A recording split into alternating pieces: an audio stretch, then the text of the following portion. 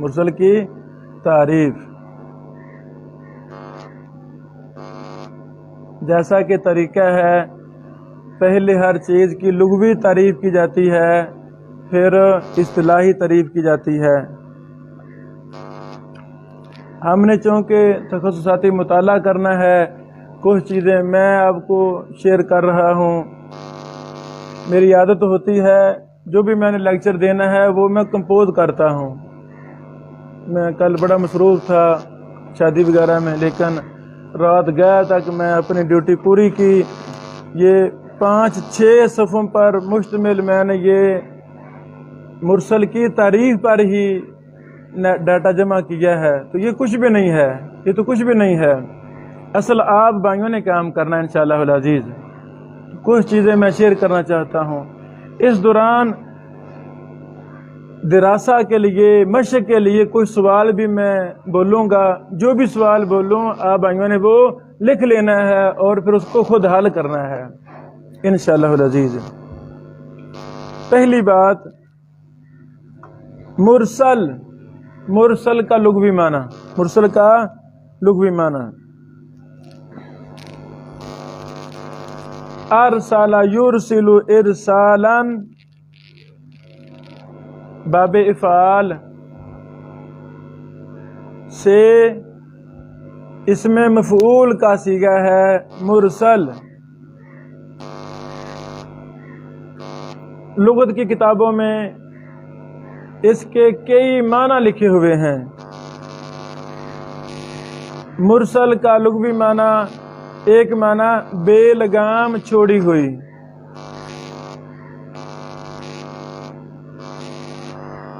آزاد کی ہوئی۔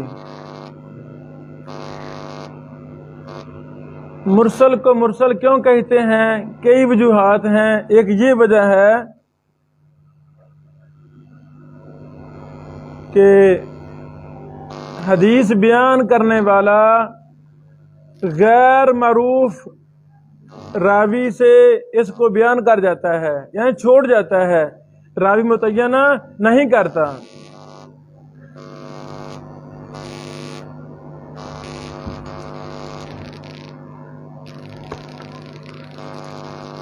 یہ میرے ہاتھ میں المرسل الحدیث المرسل بین القبول والرد کتاب ہے دکتورہ حصہ بہن صاحبہ کی۔ انہوں نے مرسل کے لغوی 4 معنی بیان کیے ہیں۔ مرسل کے لغوی 4 معنی بیان کیے ہیں۔ تفصیل آپ دیکھ لیں کیونکہ یہ کتاب آپ بھائیوں کے پاس ہے۔ پہلا معنی الاطلاق، دوسرا معنی الارسال تفرق کے معنی میں، تیسرا معنی الارسال بمعنی الاسراع، الاسراع، چوتھا معنی الارسال من الاسترسال بمعنی الاطمینان۔ لکھ لیں صفحہ نمبر 175 سے لے کر 180 تک اس کتاب میں بہن دکتورہ حصہ صاحبہ نے 4 لغوی معنی بیان کیے ہیں اور ہر معنی کی توجیہ بیان کی ہے کہ یہ معنی کیوں ہے، اور ہر معنی کے لغت کی کتابوں سے، اصولیوں کی کتابوں سے دلائل بھی پیش کیے ہیں۔ یہ آپ بھائیوں نے ساری بحث پڑھنی ہے۔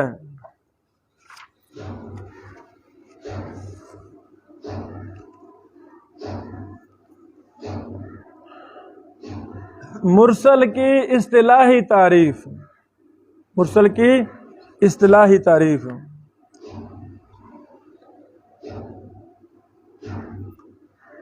پہلے ہم راجع تعریف بیان کر دیتے ہیں۔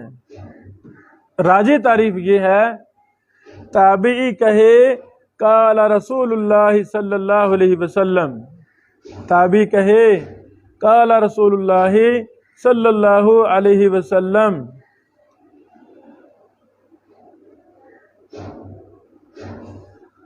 اب تابعی کس کو چھوڑ رہا ہے ہمیں پتہ نہیں ہے، یہ مجہول بات ہے۔ تابعی کس کو چھوڑ رہا ہے ہمیں پتہ نہیں ہے۔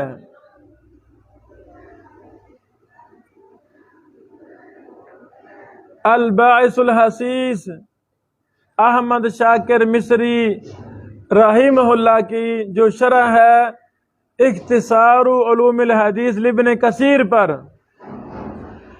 مرسل کی وضاحت میں نیچے لکھتے ہیں کہ ہمیں نہیں پتا من ہوا و کم ہوا، تابعی جس کو چھوڑ رہا ہے من ہوا وہ کون ہے ہمیں پتا ہے ہی نہیں، وہ مجہول ہیں، ایک بھی ہو سکتا ہے، دو بھی ہو سکتے ہیں، تین بھی ہو سکتے ہیں، چار بھی ہو سکتے ہیں، ہمیں کیا پتا وہ کون ہے؟ من ہوا و کم ہوا، اور وہ کتنے ہیں، دونوں باتوں کو ہمیں پتا نہیں ہے۔ میرے عزیزو، مختصراً یہ راجع تعریف ہے مرسل کی۔ یہی کتاب الحدیث المرسل صفحہ نمبر 180 سے لے کر آگے کئی صفحات پر مرسل کی 4 اصطلاحی تعریفیں بیان کی گئی ہیں۔ کتنی تعریفیں؟ 4۔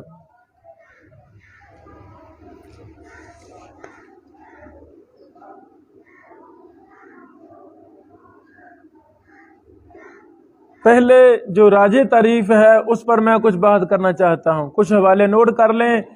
باقی یہ کتابیں آپ کے پاس ہیں، جن کتابوں کے میں حوالے نہیں دے رہا، آپ بھائیوں پر ضروری ہے کہ آپ خود ان کتابوں سے مرسل کی اصطلاحی تعریف نکالیں اور لکھیں، شاملہ سے بھی لکھیں، جو PDF کتاب بھی ہم آپ کو مہیا کر رہے ہیں ان کا بھی دراسہ کریں، ان سے بھی چیزیں لینی ہیں انشاءاللہ العزیز۔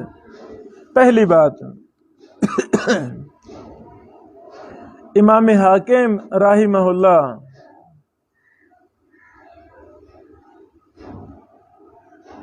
معرفت علوم الحدیث صفحہ نمبر 67 میں لکھتے ہیں،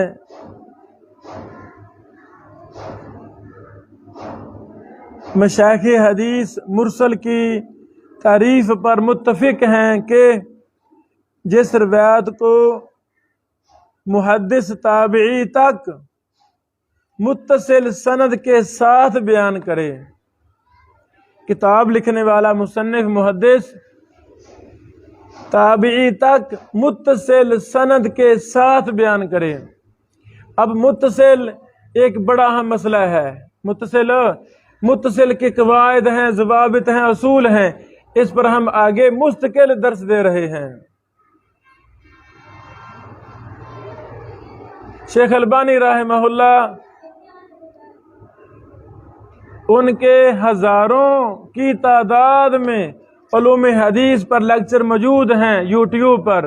میری آپ سے گزارش ہے آپ لکھیں وہاں الحدیث المرسل، آگے لکھ دیں عند الامام الالبانی رحمہ اللہ، تو وہاں آپ کو شیخ البانی کے لیکچر بھی ملیں گے۔ ابو اسحاق الحوینی حافظہ اللہ بیمار ہیں، اللہ ان کو شفا دے، ہمارے دور کے جرح و تعدیل کے علل کے امام ہیں، ان کے لیکچر موجود ہیں، ضرور سنیں۔ مدینہ کے محدث، میری مراد محدث عبد الباری بن حماد الانصاری، یہ محدث حماد انصاری کے بیٹے ہیں، مدینہ یونیورسٹی میں استاد ہیں، اور علوم حدیث میں جرح و تعدیل میں اللہ تعالیٰ نے اس شخص کو بہت ملکہ عطا فرمایا ہے، ان کے لیکچر موجود ہیں، سنیں۔ اسی طرح اور کبار شیوخ، کبار محدثین کے دروس لیکچر موجود ہیں، وہ ضرور سنیں۔ نزہۃ النظر ابن حجر رحمہ اللہ کی کتاب، وہ لفظ بلفظ میرے استاد محترم شیخ رشاد اللہ قصری صاحب نے پڑھائی ہے، طلبہ نے اس کو ریکارڈ کیا، یوٹیوب پر موجود ہے، میں نے آپ کو لنک بھی دیا تھا گروپ کے اندر، تو آپ وہاں دیکھیں مرسل کا کون سا لیکچر ہے، سب کو بتا دیں بھائیوں کو، آپ سارے وہ لیکچر سنیں۔ سمجھا گی بیٹو؟ میں تو آپ کی رہنمائی کرنا چاہتا ہوں تاکہ ایک ایک چیز پر ہمارا بڑا وسیع مطالعہ ہو جائے۔ یہی علم ہونا چاہیے، پختہ علم ہونا چاہیے۔ ہم نے لاہور جانا ہے تو لاہور جانے کے ہمیں 20 راستے معلوم ہوں، ایک میں مشکل آ رہی ہے تو دوسرے مشکل آ رہی تیسرا، تاکہ جو ہمارا ہدف ہے وہ پورا ہو سکے۔ تو یہ ساری چیزیں بتانے کا مقصد کیا ہے؟ تاکہ ہمارے ذہنوں میں وسعت پیدا ہو۔ ہم تو طالب علم ہیں، ہم آپ کو محدثین کے ساتھ اٹیچ کرنا چاہتے ہیں۔ امام حاکم فرماتے ہیں مشایخ حدیث مرسل حدیث کی تعریف پر متفق ہیں کہ جس روایت کو محدث تابعی تک متصل سند کے ساتھ بیان کرے اور تابعی یہ کہے رسول اللہ صلی اللہ علیہ وسلم نے فرمایا۔ معرفت علوم الحدیث صفحہ نمبر 67۔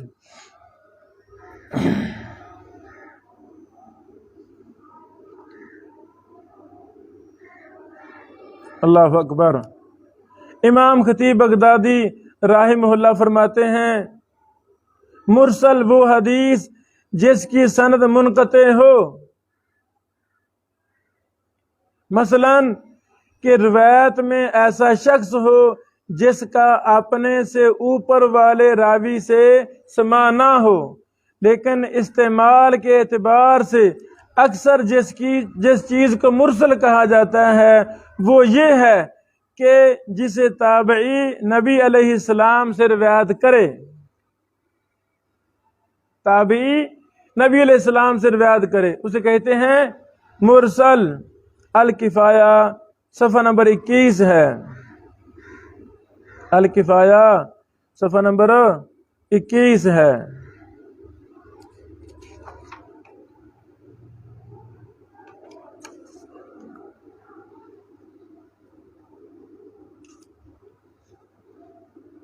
مرسل کی تعریف میں، اصطلاحی تعریف میں سلف خلف سے 4 تعریفیں ثابت ہیں، جو ہم نے پہلے کچھ بیان کیا، یہ راجح تعریف ہے۔ اب چونکہ تخصصاتی مطالعہ ہمارا ذہن ہے تو وہ 4 تعریفیں بھی سن لیں۔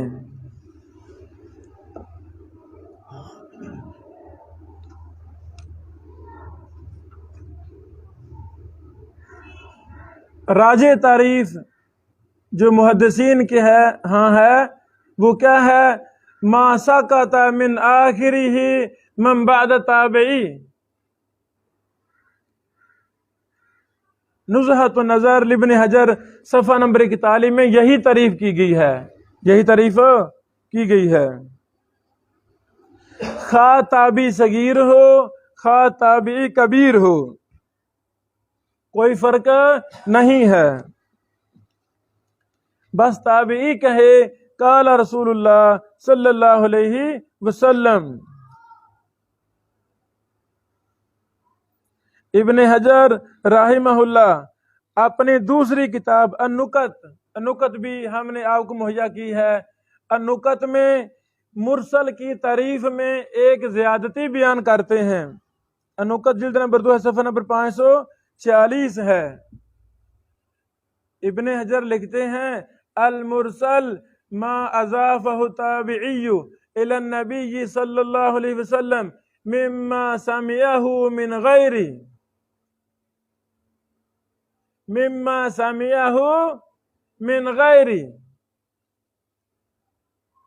یہاں پر میں یہ کہنا چاہوں گا میرے عزیزو، ایک شخص وہ ہے جس نے بڑی زیادہ کتابیں لکھی ہیں تو اس کی تمام کتابوں سے سرچ کرنا چاہیے، مطالعہ کرنا چاہیے، کیونکہ وہ بڑا آدمی ہے، اس لیے تو بڑے بڑے کام کیے ہیں۔ تو ابن حجر رحمہ اللہ کی نزہۃ النظر پر اکتفا کرنا نہیں، بلکہ جو دیگر کتابیں ہیں اصول حدیث کی، ابن حجر کی، ان کو بھی ہم نے دیکھنا ہے۔ النکت یہ اصول حدیث کی کتاب ہے، مقدمہ ابن الصلاح پر وضاحتیں ہیں، توضیحات ہیں، تعاقب ہیں۔ اسی طرح فضیلت الشیخ اصول فقہ کے امام ہمارے دور کی، میری مراد حافظ ثناء اللہ زاہدی حافظہ اللہ صادق آباد والے، انہوں نے فتح الباری سے اصول حدیث کی تمام بحوث کو لا کر دیا ہے۔ الحمدللہ یہ بھی کتاب نیٹ پر بھی موجود ہے اور ہم سے بھی ہوئی ہے، یہ ضرور سرچ کریں، اس سے دیکھیں، مرسل پر اور بھی آپ کو چیزیں ملیں گی۔ ایک ہمارے دوست ہیں فیصل آباد میں، ہم سے انہوں نے کچھ استفادہ کیا ہے، انہوں نے الحمدللہ الاصابہ فی تمییز الصحابہ سے اصول حدیث کو الگ مرتب کر دیا ہے۔ بلوغ المرام پر ایک شیخ نے بلوغ المرام پر شرح لکھی، منہج کیا بنایا کہ بلوغ المرام کی شرح ابن حجر کے کلام سے مرتب کر دی، ابن حجر کی دیگر کتابوں سے ان کی شرح لے کر مرتب کر دیا، تو اچھا کام ہو گیا نا، کتاب ابن حجر کی اور شرح ابن حجر کی۔ میں چاہتا ہوں آپ میں سے کوئی نوجوان کھڑا ہو یا جو سننے والے ہیں پوری دنیا سے اس فن سے محبت کرنے والے کوئی بہن بھائی کھڑا ہو، وہ نزہۃ النظر پر ایسی شرح لکھے جس میں صرف ابن حجر عسقلانی رحمہ اللہ کی ہی دیگر کتابوں سے عبارت جمع کی جائیں، ان مسائل کے متعلق مثالیں ہیں تو ابن حجر کی دیگر کتابوں سے وہ مزید وضاحت کی جائے۔ یہ کام ابھی تک ہوا نہیں، بلوغ المرام پر ہو گیا ہے لیکن اصول حدیث پر نہیں ہوا۔ اللہ اکبر۔ میرے عزیزو،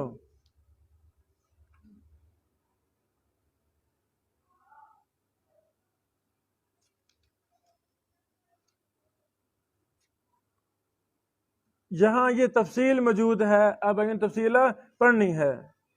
دوسری تعریف لکھ لیں، المرسل هو ما اضافه التابعی الکبیر الی النبی صلی اللہ علیہ وسلم۔ یہاں تابعی کبیر کہا گیا ہے کہ تابعی کبیر جس کو نبی علیہ الصلوۃ والسلام کی طرف نسبت کرے۔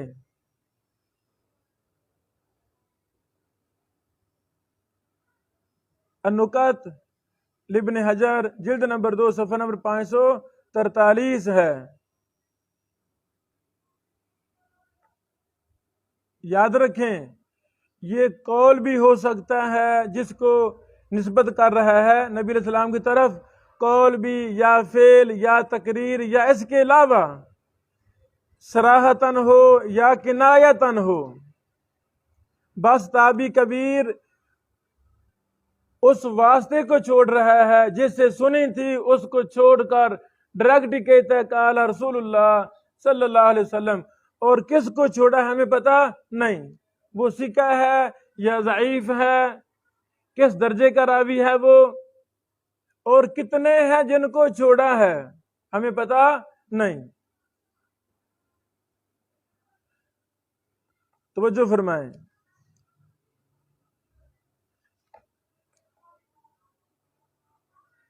یہ التابعی الکبیر والی شرط یہ درست نہیں ہے، تابعی کبیر والی شرط درست نہیں ہے، بس مطلقاً تابعی خواہ صغیر ہو خواہ کبیر ہو، علت دونوں میں ایک ہی ہے، تابعی صغیر بھی اپنے بعد راویوں کو چھوڑ رہا ہے، ہمیں نہیں پتا کون ہے، اور تابعی کبیر بھی اپنے بعد راویوں کو چھوڑ رہا ہے، ہمیں نہیں پتا وہ کون ہیں، کس درجے کے راوی ہیں۔ یہاں ایک اور نقطے کی بات بھی سمجھ لیں، تابعین میں ہر طرح کے راوی موجود ہیں، علم جرح و تعدیل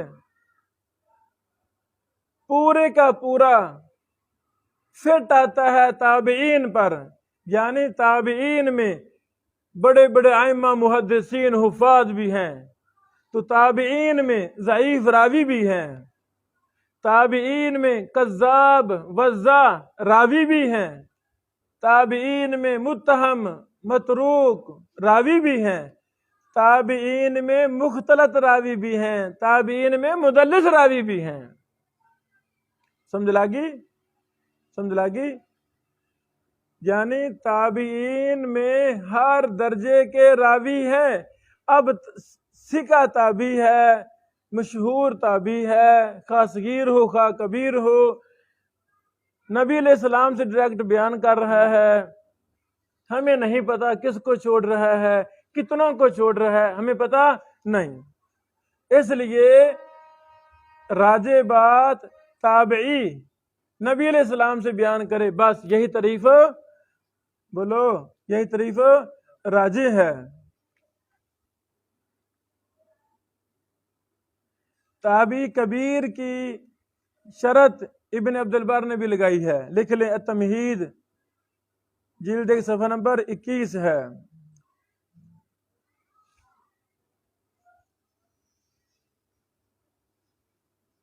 یہاں ایک اور بحث بھی ہے،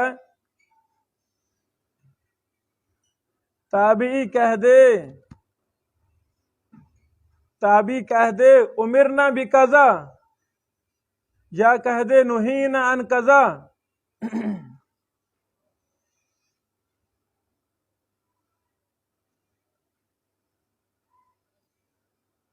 یہ بھی مرسل ہے۔ اسی طرح تابعی کہہ دے من السنت کذا، تابعی کہہ دے من السنت کذا، تو راجع بات یہ بھی مرسل ہے۔ ہاں اگر صحابی کہہ دے من السنہ تو وہ مرفوع ہو جاتی ہے، وہ حدیث حکماً مرفوع ہوتی ہے جب صحابی کہے من السنہ، لیکن جب تابعی کہے من السنہ وہ اصل میں مرسل ہی رہتی ہے، مرفوع ہوتی نہیں۔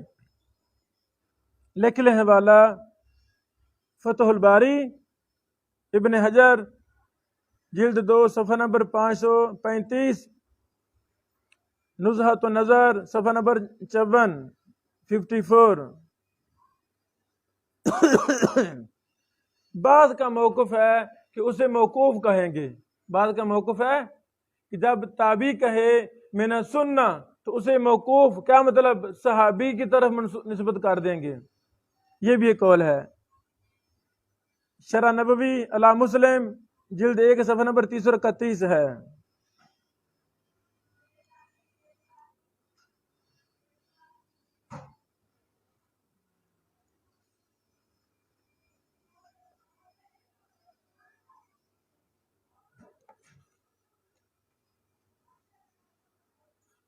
دو تعریفیں ہو گئیں، تیسری تعریف لکھ لیں،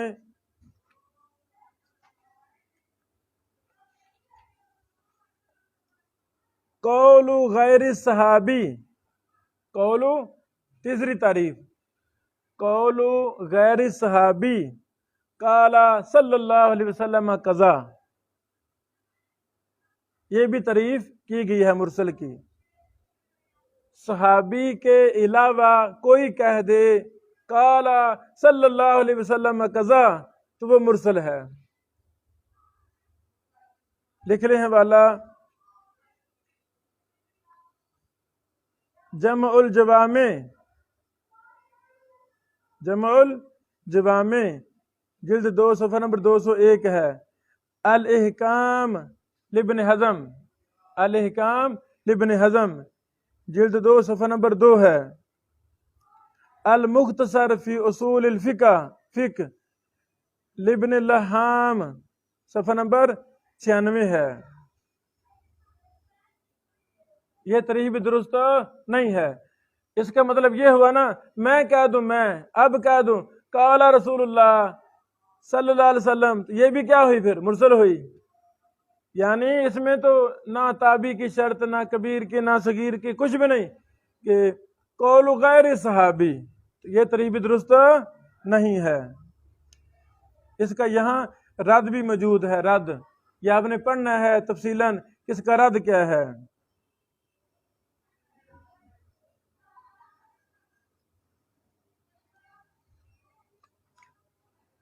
چوتھی تاریخ مرسل کی، ما سقط من سندہ رجل واحد، ما سقط من سندہ رجل واحد، کہ سند سے جہاں مرضی شروع میں، درمیان میں، آخر میں راوی گر جائے، ایک راوی گر جائے تو وہ مرسل ہے۔ حوالہ جامع تحصیل للعلائی، امام علائی امام مزی کے شاگرد تھے، بہت بڑے امام اور محدث تھے۔ میں نے امام مزی پر ایک تاریخ لکھی ہے الحمدللہ پچھلے سالوں میں کرونا میں، تو اس میں امام علائی کے بھی حالات، ان کی خدمات پر میں نے کافی کچھ لکھا ہے۔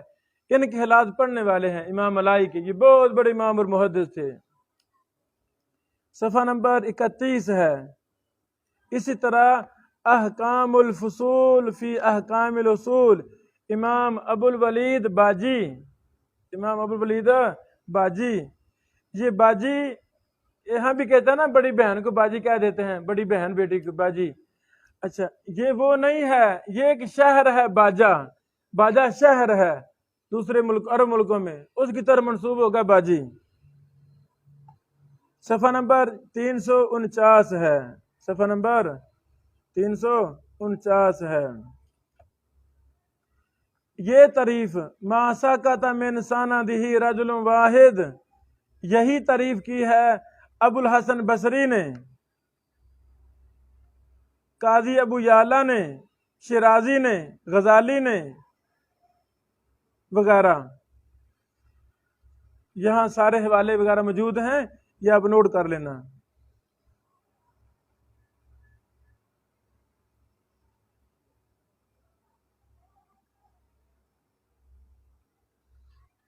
یہ میرے ہاتھ میں تحریر علوم الحدیث کتاب ہے، 2 جلدوں میں، فضیلت الشیخ عبداللہ بن یوسف الجدئی، اللہ اکبر، اصول حدیث پر ہمارے دور کے علماء میں سے سب سے زبردست یہ کتاب ہے، تحریر علوم الحدیث، 2 جلدوں میں۔ میں نے نیت کی ہے کہ اس کو بھی ہم ادرام کریں گے اپنے ملک پاکستان میں انشاءاللہ۔ یہ بڑی کمال کتاب ہے، انٹرنیٹ پر بھی ہے، شاملہ میں بھی ہے، یہ بڑی اچھی کتاب ہے۔ یہ کتاب ہمارے پاس نہیں تھی، ہمارے محبوب دوست فضیلت الشیخ شیخ الحدیث عمران سیف العلوی حافظہ اللہ، جو شام کوٹ میں ہوتے ہیں، وہاں ایک ادارہ ہے بچیوں کا، وہاں کے شیخ الحدیث ہیں، اللہ شیخ کو جزائے خیر دے۔ ہم ان سے کافی کتابیں عاریتاً، چونکہ ہمارے پاس کتابیں ہیں نہیں، ہم غریب لوگ ہیں، PDF وغیرہ شاملہ سے ہمارے پاس ہیں، اصل کتاب کی اور ہی برکت ہے، اصل کتاب کی اور برکت ہے۔ انہوں نے ہمیں کافی کتابیں عاریتاً دے دیں، ہم دورہ کر کے واپس دے دیں گے۔ اور کئی شیوخ کے پاس ہم گئے کتابیں لینے کے لیے عاریتاً، انہوں نے ہمیں نہیں دی، کوئی مسئلہ نہیں بھائی، وہ مالک ہیں، ہر کوئی اچھے ذہن اور وسیع ذہن کا مالک نہیں ہوتا۔ جنہوں نے ہمیں کتابیں دے دی، اللہ ان کو جزائے خیر دے، صدقہ جاریہ بن گیا ان کے لیے، قیامت تک یہ دروس، یہ کتاب جو لکھ رہے ہیں ہم، دنیا فائدہ اٹھائے، ان کو ثواب ملے گا۔ جنہوں نے نہیں ہمیں دی وہ صدقے سے محروم ہو گئے۔ تو یہ ہمیں کتابیں دے دینی چاہیے، کوئی مسئلہ نہیں ہے۔ کتاب نہ دینا یہ گویا کہ ہم نے علم کو روک لیا ہے، یہ علم اللہ کے علم ہے، اللہ کے رسول کے علم ہے، ہمیں وسعت ظرفی کا مظاہرہ کرنا چاہیے۔ ہاں شرط ہو کہ واپس کرنی ہے، بات ختم ہوئی۔ تو آج تک ہم نے جتنے بھی کتابیں ہم شیوخ سے علماء سے لیتے ہیں، ہم کتابیں واپس کرتے ہیں، کوئی آپ کو شکوہ نہیں کرے گا کہ ابن بشیر نے کتاب لی پھر واپس نہیں کی، کیسے ہو سکتا ہے؟ الحمدللہ ہم نے کتاب واپس کرتے ہیں، ہمارے پاس کتابیں نہیں زیادہ نہیں ہوتی تو پھر ہم اسی طرح کتابیں اکٹھی کر لیتے ہیں، تو پھر ان کو واپس دے دیتے ہیں۔ بہرحال شیخ عبداللہ بن یوسف الجدئی صاحب نے تحریر علوم الحدیث جلد نمبر 2 ہے، صفحہ نمبر 923 ہے، صفحہ نمبر 923 ہے۔ اس میں شیخ نے مرسل کی 3 اور صورتیں ذکر کی ہیں، مرسل کی 3 اور صورتیں ذکر کی ہیں۔ توجہ فرمانا، یہ آپ نے مطالعہ کرنی ہے۔ صفحہ نمبر 923 سے لے کر 927 تک اسی پر بحث ہے۔ فرماتے ہیں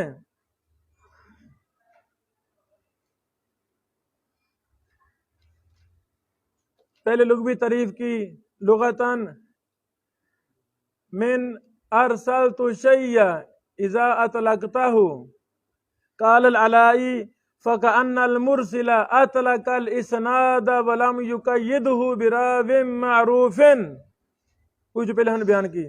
جامع تحصیل صفحہ نمبر 14، اصطلاحی تعریف هو الحدیث الذي یرفعہ تابعی الی النبی صلی اللہ علیہ وسلم، یہی راج تعریف، اور شیخ عبداللہ بن یوسف الجدئی صاحب نے بھی یہی تعریف ذکر کی ہے جو راجح ہے۔ فیقول قال رسول اللہ صلی اللہ علیہ وسلم لا یذکر له اسنادا بذلک، آگے لکھتے ہیں هذا هو المحرر في معناه الاصطلاحی بعد استقراره ويسمى بالارسال الظاہر لظہورہ۔ تو جو فرمائیں یہ جو ہم بحث کر رہے ہیں نا، یہ عام مرسل پر بحث کر رہے ہیں، عام مرسل پر بحث کر رہے ہیں۔ جب مرسل بولا جاتا ہے تو یہی مراد ہوتا ہے، تابعی نبی علیہ السلام سے بیان کرے، یہ عام مرسل ہے۔ یہ ظاہری مرسل ہے، ارسال ظاہر بھی اس کو کہتے ہیں۔ ایک دوسری ہے ارسال خفی جو اس کے مد مقابل ہوتی ہے، چونکہ اس میں انقطاع ظاہر ہے تو یہ ارسال ظاہر ہو گئی۔ جو دوسری ہے خفی، اس میں ارسال پوشیدہ ہوتا ہے، پتہ نہیں ہوتا، اس میں زیادہ محنت کرنی پڑتی ہے، اس لیے سے کہتے ہیں ارسال خفی، وہ الگ مسئلہ ہے، اس پر بھی ہم آگے بحث کریں گے۔ توجہ کریں، والمعتبر فی المرسل روایت التابعی الذی له سماع من صحابی فاکثر، معتبر راجح بات یہ ہے تابعی اس صحابی سے روایت التابعی الذی، تابعی کی روایت، تابعی کی روایت، کون سا تابعی؟ جس کا کسی صحابی سے سماع ہو۔ اور تابعی کسے کہتے ہیں؟ تابعی کسے کہتے ہیں؟ جس کا صحابی سے سماع ہو، وہی تابعی ہے۔ تو وضاحت کر رہے ہیں وہ تابعی جس کا صحابی سے سماع ہو، بھائی تابعی کہتے اسے ہیں، بات ختم ہوئی۔ ہاں پھر یہ اپنے بعد راویوں کو چھوڑ رہا ہے اور کہتا ہے قال رسول اللہ صلی اللہ علیہ وسلم، ہمیں نہیں پتا کس کو چھوڑ رہا ہے، تابعی ایک کو چھوڑ رہا ہے، 2 کو، 5 5 6 تابعین کی مثالیں موجود ہیں۔ تابعی کا استاد بھی تابعی، پھر آگے بھی تابعی، پھر دادا استاد، پردادا، سارے استاد تابعی ہیں، پھر بعد میں جا کے صحابی آتا ہے، تو ہمیں کیا پتا کس کو چھوڑ رہا ہے۔ یا اس کے بعد جو تنبیہ کی ہے شیخ نے، یہ بڑی کمال چیزیں ہیں، یہ میں ذکر کرنا چاہتا ہوں۔ وَيَجِبُ التَّنَبُّهُ هُنَا لِثَلَاثِ صُوَرٍ يَقَعُ فِيهَا الِالْتِبَاسُ، وہ 3 صورتیں جن میں خلط ملط ہونا ممکن ہے، التباس واقع ہو جاتا ہے۔ پہلی صورت تدخل فی المرسل، تدخل فی المرسل وظاہرها الاتصال، وہی روایت من رأى النبی صلی اللہ علیہ وسلم ولم یسمع منہ شیئا، پہلی صورت۔ دوسری صورت آگے دلائل دیے، حوالے دیے، میں شاید چھوڑ رہا ہوں، آپ نے خود پڑھنا ہے انشاءاللہ۔ دوسری صورت ظاہرها الارسال وہی موزلہ، وہی موزلہ، وہی روایت من له رؤیت لبعض الصحابہ ولم يسمع من احد منهم فهذا يثبت له شرف تابعیہ لا احکامها۔ آگے شیخ نے پھر مثالیں دیں، محدثین کے اقوال بیان کیے، تیسری صورت من یروی من کتاب النبی صلی اللہ علیہ وسلم علی ما بلغہ عنہ فی حیاتہ ولم تثبت لہ صحبہ۔ اس کے بعد مرسل کی تعریف میں جو علماء سے غلطیاں ہوئی ہیں، جن کی تعریف راجح نہیں ہے، پھر ان پر شیخ نے نقد کیا ہے، تفصیلی نقد کیا ہے، یہ آپ نے پڑھنا ہے۔ میرے عزیزو،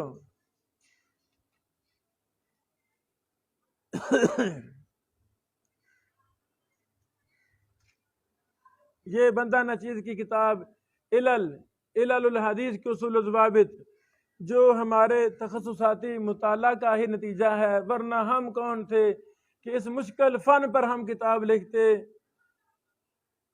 الحمدللہ اس تخصصاتی مطالعہ میں نے بڑی برکت دیکھی ہے، زندگی منظم ہو جاتی ہے۔ کہیں نہ کہیں یہ سوئی اٹکی رہتی ہے کہ اچھا اب یہ کرنا ہے، اس کے پیچھے بندہ لگ جائے گا، وہ کام اللہ تعالیٰ لے لے گا، اب یہ کرنا ہے، اب یہ کرنا ہے۔ ہمیں ٹارگٹ ویژن اونچے مقرر کرنے چاہیے تاکہ ہم لگے رہیں، کہیں نہ کہیں لگے رہیں۔ تو اس میں نے مرسل پر بھی بحث کی ہے اور ارسال خفی پر بھی بحث کی ہے۔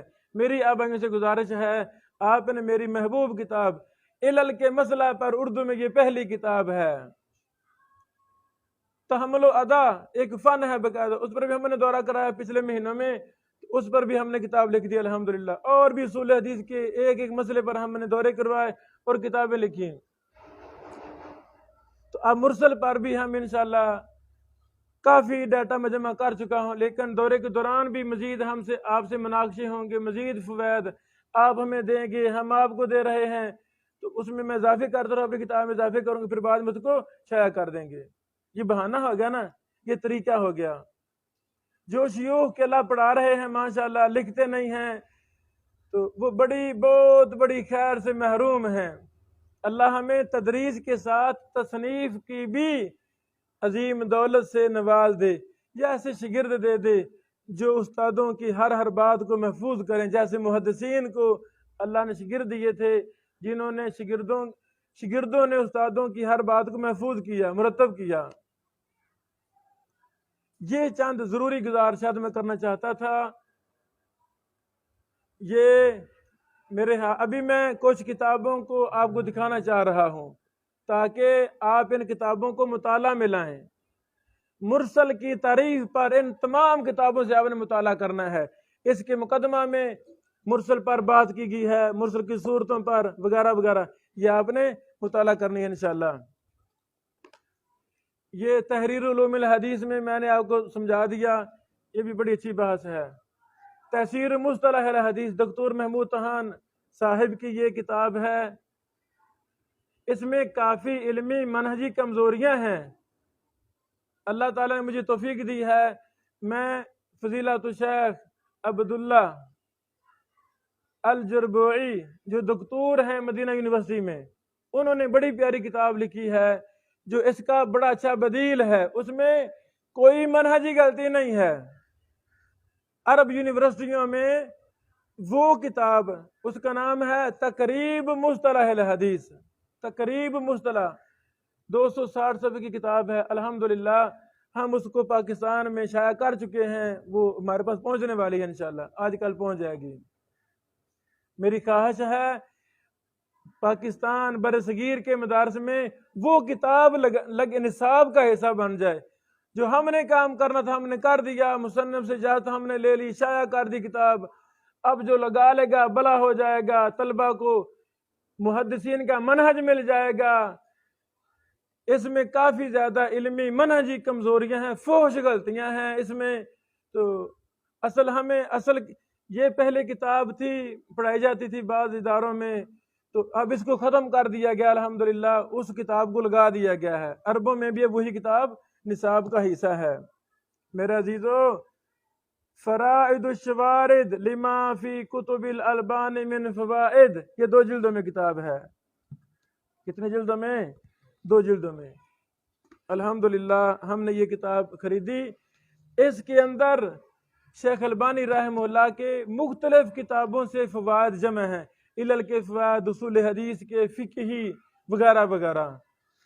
یہ مرتب کرنے والے ابو مالک صاحب نے ہر طرح کے فائد کو جمع کیا، لغوی بھی فائد ہیں، اس میں بھی آپ کو بحث ملے گی۔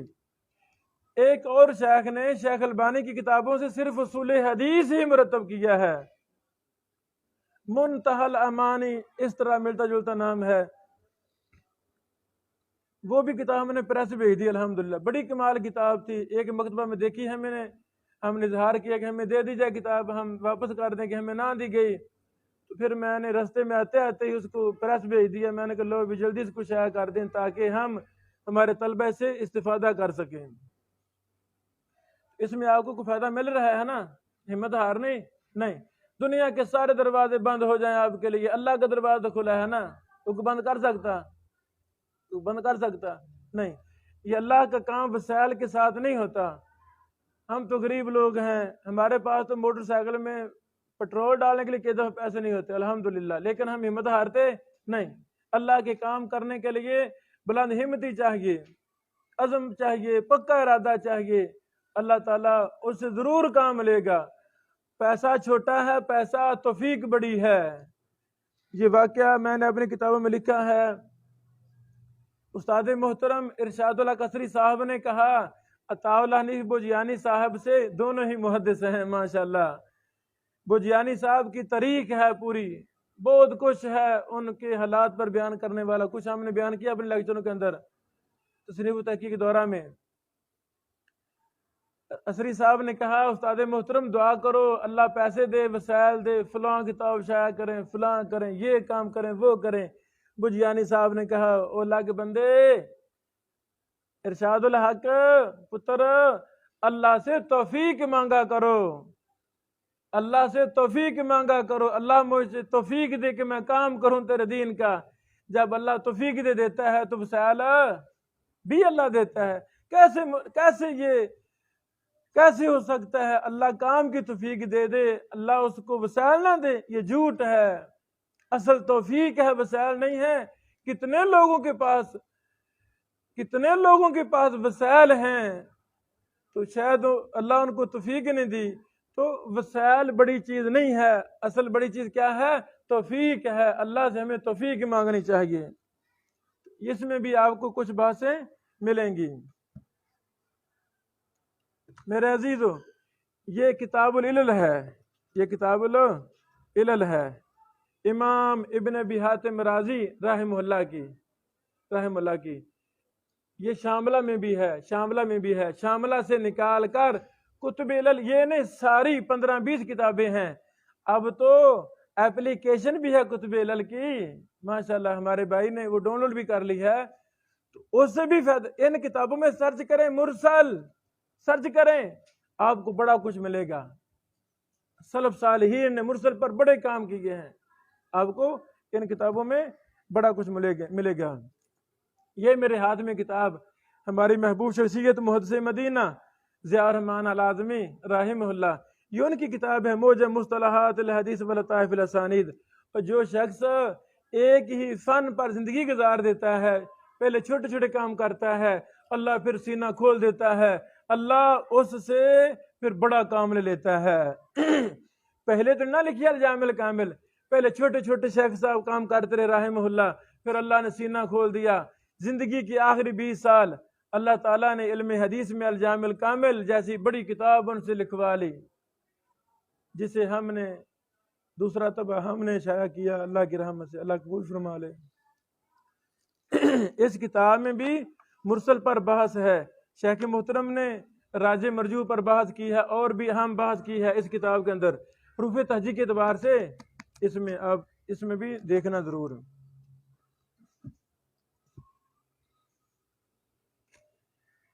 ڈاکٹر خالد علوی صاحب کی یہ 2 جلدوں میں کتاب ہے، یہ بڑی اچھی کتاب ہے، یعنی اردو زبان میں سب سے مفصل یہ کتاب ہے اصول حدیث پر۔ یہاں بھی مرسل کی بحث ہے، اس سے بھی آپ نے تعریف کا مطالعہ، باقی نہیں بحوث، لغوی اصطلاحی تعریف کا مطالعہ آپ نے کرنا ہے تاکہ شرح صدر ہو جائے۔ یہ ہماری محبوب کتاب المدخل الی الجامع الکامل جو الجامع الکامل کی جلد پہلی میں ہے، المدخل اصول حدیث کی کتاب ہے، وہ کون سا منہج ہے جس پر چل کر شیخ اعظمی صاحب رحمہ اللہ نے الجامع الکامل مرتب کی؟ وہ یہ منہج ہے۔ یہ ہم نے لگ بچھایا کر دیا اپنے ادارے کی طرف سے الحمدللہ، تاکہ علماء کی منہج تو پڑھیں، پتہ چلے کہ الجامع الکامل کا منہج کیا ہے۔ تو یہ سلف کے طریقے کے مطابق، سلف نے بھی اپنے کتابوں کے لکھی المدخل، ہے نا، کہ لکھے، تو شیخ اعظمی صاحب نے اس کا المدخل لکھ دیا، یہ ہم نے الگ شائع کر دیا۔ المحدث الفاصل پہلی کتابوں میں سے یہ ہے امام ہرمزی کی، جہاں بھی آپ نے فہرست دیکھنی ہے، فہرست، بیٹو اب اتنا بڑا میں کام دے رہا ہوں، ٹینشن نہیں لینی، پریشان نہیں ہونا، ہر کتاب کی فہرستیں دیکھنی ہیں۔ 10 کتابیں، 10 کتابیں لے لیں تو کتنا کام جلدی ہو جائے گا۔ کٹھی آپ نے دن رات رہنا 24 گھنٹے یہاں، تو آپ مذاکرے کریں، مباحثے کریں، بھی کیا ملا چیز آپ کو، جو مجھے یہ شے ملی ہے، مجھے یہ ملی ہے، تو فائدہ ہو گیا نا، ٹینشن نہیں لینی۔ 10 کتابیں تقسیم کر لیں، آپ 1-2 بھائی شاملہ پر بیٹھ جائیں، 1-2 PDF پر بیٹھ جائیں، سب کو سرچ کرنا ہے آپ نے انشاءاللہ العزیز۔ کل میں آؤں تو مجھے آپ نے رجسٹر دکھانا، لو جی یہ ہم نے خلاصے نکال لے ہیں، یہ ہمیں فوائد ملے ہیں، ٹھیک ہو گیا انشاءاللہ۔ اس میں بھی آپ نے دیکھنا ہے۔ خمس رسائل فی علوم الحدیث، ابو الفتح ابو غدہ رحمہ اللہ کی تحقیق سے، ان کے اہتمام سے کی چھپا ہے۔ اس میں بھی ہمارے موضوع کے متعلق بحثیں ہیں۔ تقریب علوم الحدیث دکتور یاسر شمالی صاحب کی، اس میں بھی اچھی بحثیں ہیں۔ امام ابن جماعہ رحمہ اللہ بہت بڑے امام اور محدث تھے، ان کی بھی یہ المنہل الروی 2 جلدوں میں ہے، یہ بھی آپ نے دیکھنی ہے۔ اس میں مرسل پر بحث ہے۔ النکت ابن صلاح کا یہ اختصار اور اس کی وضاحت ہے۔ ایک ہندی دکتور نے اس پر بڑے مفصل دراسہ کیا ہے۔ جب بھی کسی کو پڑھنا ہے نا تو حاشیہ ضرور پڑھنا ہے، حاشیہ ضرور پڑھنا ہے، آپ کو بڑے فائدے ملیں گے۔ محمد بن صالح العثیمین ہمارے دور کے بہت بڑے فقیہ، اصولی، امام، اللہ اکبر، اللہ ان سے راضی ہو جائے۔ یہ شخص وقف تھا، 3 سال قسیم شہر کی مسجد میں بیٹھا رہا، کوئی پڑھنے کے لیے نہیں آیا۔ 3 سال کوئی پڑھنے کے لیے نہیں آیا۔ ہاں، اب مخلص تھے اللہ کے لیے، دین کے لیے، مطالعہ کرتے رہے، لکھتے رہے، کتابیں لکھیں، تو اللہ تعالیٰ نے اس شخص کے اخلاص میں اتنی برکت ڈالی کہ اب وہاں قسیم میں بہت بڑی یونیورسٹی موجود ہے، بہت بڑا ادارہ موجود ہے، بڑا مؤسسہ ہے۔ ابن عثیمین نے جو بھی بولا سارا ریکارڈ ہوتا تھا۔ آپ کے پاس موبائل ہے نا، لیکن یہ بے برکت موبائل ہیں جن میں قرآن حدیث ریکارڈ نہیں ہوتا، کیا فائدہ موبائلوں کا۔ ہم نے یہ سنا شیوخ سے کہ ابن عثیمین رحم اللہ کے پاس چھوٹی سی ٹیپ ہوتی تھی، ٹوٹی پھوٹی ہے نا، ٹیپ ریکارڈر، جب بولنا شروع کرتے خود ہی اس کو ریکارڈ کرنا شروع کر دیتے تھے۔ شروع میں عادت بن گئی کہ میں نے ہر بات ریکارڈ کرنی ہے۔ 350 سے زیادہ کتب ابن عثیمین کی شائع ہو چکی ہیں الحمدللہ، وہ ساری کتاب میرے پاس موجود ہے ابن عثیمین کی، اور باقیہ کی کام جاری ہے، شرح بخاری، شرح مسلم، شرح بلوغ المرام، شرح مشکات، پتہ نہیں کیا کچھ، بڑی بڑی کتابیں، اللہ ان سے راضی ہو جائے۔ مخلص بن جاؤ، اللہ کام لے لے گا۔ ایک مخلص کروڑوں منافقوں پر حاوی ہوتا ہے۔ منافقت نہ بنو، منافق نہ بنو، جھوٹے نہ بنو، خائن نہ بنو، دنیا دار نہ بنو، دیندار بن جاؤ، مخلص بن جاؤ۔ کروڑ مل کر بھی وہ کام نہیں کریں گے جو اللہ آپ کیلے سے لے لے گا۔ اخلاص طاقتور ہے، نفاق طاقتور نہیں ہے۔ میں نے ایک رسالہ پچھلے سالوں شائع کیا تھا استاد پر، استاد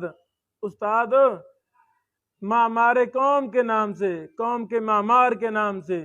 اس میں نے ایک مضمون یہ بھی لکھا تھا، اور حاسدین تباہ ہو گئے، دیکھ لو ہر طرف کفر ہے، ہر طرف نفاق ہے۔ محمد رسول اللہ صلی اللہ علیہ وسلم اللہ نے حفاظت کی کہ نہیں کی؟ کون غالب ہے؟ منافقین کے مخلصین کون غالب ہے؟ मुखलिसीन गालिब आए, मुनाफिकीन को कोई नहीं जानता। उनका जिक्र शारी मौजूद है कुरान और हदीस में। तो मुहद्दिसीन की जमात थी ना मुखलिसीन की, उनके मद्दे मुकाबिल बड़े बड़े मुनाफिकीन थे, हासदीन थे। कहाँ गए हासदीन, कहाँ गए? मुहद्दिस एक शहर में आता है, वहां हसद की बिना पर उनको वहां से निकाल दिया जाता था। कहाँ गए हासदीन, कहाँ गए? उनको कोई नहीं जानता। मुहद्दिसीन को साल हर साल जेलों में बंद किया गया। वो मुखलिस थे, मुखलिसीन थे, अल्लाह के लिए जीना मरना था। उनको दुनिया जानती है, बच्चा बच्चा जानता है। कहाँ गए मुनाफिकीन, कहाँ गए, कहाँ गए हासदीन? साजिशें करने वाले, उसकी मुखलिसीन की तहरीक को नाकाम करने वाले कहाँ गए? उनको कोई भी नहीं जानता। बेटो, ये सिलसिला आज भी जारी है। आज भी मुनाफिकीन हासदीन अक्सर हैं, मुखलिसीन थोड़े हैं। मैं कहा करता हूं, एक मुखलिस करोड़ों मुनाफिकों पर, करोड़ों हासदों पर हावी होता है। करोड़ मुनाफिक और हासदीन मिलकर वो काम नहीं कर सकते जो अल्लाह रब्बुल आलमीन एक मुखलिस इंसान से काम ले लेता है। आए अपना मरना जीना दीन बना लें, अपना मरना जीना दीन बना लें। इब्न सैमीन एक बाबरकत इंसान थे, अल्लाह ने इनसे बड़ा काम लिया। अल्लाह इनसे राजी हो जाए, अल्लाह इनसे राजी हो जाए, इनको जन्नतुल फिरदौस अता फरमाए।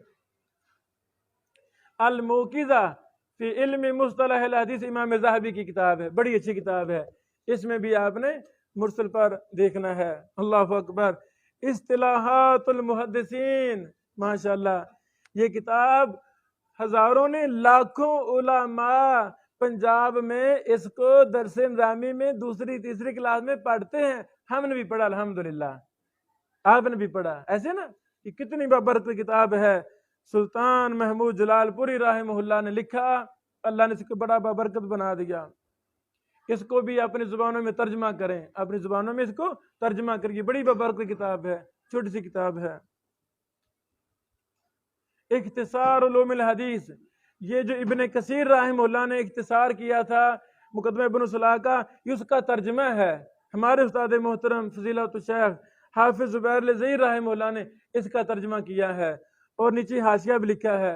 बाज़ जगह पर उस्ताद मोहतरम को मनहजी गलतियां लगी थी, तो यानी इसमें भी वो हैं मनहजी गलतियां। इस पर हमने तफसीलात अपनी किताबों में लिखी हैं। ये बड़ी कमाल किताब है इख्तिसार उलूमुल हदीस। ये उलूमुल हदीस मुकदमा एला सुनन का ये मुकदमा है। ये उर्दू में मोहम्मद सुफियान अता साहब ने इसका तर्जमा किया। इसमें हमारे भाई अहनाफ के असूल हदीस है, ये भी हमने पढ़ना है। खैर की बात जहां से मिले हमने वो लेनी है। ये किताब ज़फ़रुल अमानी, इसमें भी मुरसल पर बहस है, मुरसल पर। और यहाँ एक बहुत फोश गलती भी है इस बहस में। आप पढ़ेंगे तो फिर मुझे बताना भी ये यहाँ ये वाकई गलती है। पढ़ेंगे ना, पढ़ेंगे ना, यहाँ ये तफसील आपको मिलेगी। अब्दुल लखनवी हनफी साहब रहमहुल्लाह, ये बहुत बड़े इमाम और मुहद्दिस थे, तो इनसे काफ़ी ये गलतियाँ, मनहजी गलतियाँ हुई हैं इनसे। रफ़ व तकमील वो हम उर्दू में शाया कर रहे हैं, उसमें भी काफ़ी एक मनहजी गलतियाँ हैं। अल्लाह अकबर। ये अनुकत इब्न हजर की, जिसके हमने हवाले दिए, इसके कई एडिशन हैं, 2 जिल्दों वाला नहीं है, ये हमारे पास 1 जिल्द वाला है। तो ये भी, इसमें काफ़ी बातें हैं। ये भी उसूल हदीस की किताब है। अल्लाह अकबर। एक इमाम गुजरे हैं, बुरहानुद्दीन अबू मोहम्मद बिन उमर बिन इब्राहिम अल जोबरी, अल जोबरी, ये उनके उसूल हदीस के मुख्तलिफ रसायल इसमें जमा कर दिए गए हैं। बहुत अच्छी किताब है ये अल बाइसुल हसीस है, जिसका भी मैं जिक्र कर रहा था। अहमद शाकिर मिस्री साहब का हाशिया इब्ने कसीर की इख्तिसार उलूमुल हदीस पर। अल बाइसुल हसीस पर भी एक शरह लिखी गई है। हमारी महबूब शख्सियत उर्दू वाले मुहद्दिस इमाम अली हसन अल हलबी रहमहुल्लाह ने अल बाइसुल हसीस की शरह लिख दी थी। वो अभी छपी, उनके फौत होने के बाद अभी वो 2 हफ्ते पहले छपी है, 2 जिल्दों के अंदर। वो भी हम जल्दी मंगवाते हैं। अत-तक़यीद वल इज़ा, इमाम इराकी की किताब, इब्न हजर अस्क़लानी के उस्ताद की किताब। इब्न हजर 10 साल इमाम इराकी के पास बैठे रहे। खुशकिस्मत है तालिब इल्म जो جو کسی محدث کے ساتھ اٹیچ ہو جائے انشاءاللہ وہ بھی محدث بن جائے گا۔ اگر ابن حجر کے مقدر میں امام عراقی نہ ہوتے تو شاید ابن حجر کی بڑا امام اور محدث نہ بنتا۔ امام عراقی تھے جنہوں نے ابن حجر کے علم حدیث پر لگا دیا، جرح دل پر لگا دیا۔ اس نے امام عراقی نے بڑے افراد تیار کیے علم حدیث میں، اللہ ان سے راضی ہو جائے۔ امام سیوطی رحمہ اللہ کی کتاب تدریب الراوی، یہ امام نووی کی تقریب النواوی ہے، اس کی شرح ہے۔ فضیلت الشیخ پروفیسر سعید مجتبیٰ سعیدی صاحب نے اس کا مکمل ترجمہ کیا ہے۔ الحمدللہ وہ دونوں جلدیں میں نے پریس کے لیے تیار کر دی اردو میں، وہ بھی ہم شائع کر رہے ہیں۔ یہ بڑی کمال کتاب ہے، اللہ شائع کو جزائے خیر دے۔ یہ نزہۃ النظر کا نسخہ محمد مرابی صاحب نے تیار کی، اس نے 3-4 اور بھی حاشیے جمع کر دیے ہیں، یہ وہ نسخہ ہے۔ الملخص فی معرفۃ علوم الحدیث، یہ بھی کتاب رضی الدین ابو اسحاق ابراہیم بن محمد بن ابراہیم تبری المکی صاحب ہیں، انہوں نے نکت ابن صلاح کا خلاصہ نکالا ہے، انہوں نے مقدمہ ابن صلاح کا خلاصہ نکالا ہے الی آخرہ۔ اور بھی کتابیں ہیں ادھر پڑی ہوئی ہیں، تو آپ نے سب کو دیکھنا ہے انشاءاللہ۔ فائدہ کیا ہوگا آپ مجھے خود بتائیں کہ ہمیں یہ فائدہ ہوا ہے، دل باغ باغ ہو جائے گا، وہ کچھ پڑھنے کو ملے گا جو آج تک آپ نے، اور یہ کتابیں دیکھی پہلے آپ نے نہیں دیکھی ہیں کہ نہیں ہیں؟ یہ ہے تخصصاتی مطالعہ۔ بارک اللہ فیکم، السلام علیکم ورحمۃ اللہ وبرکاتہ۔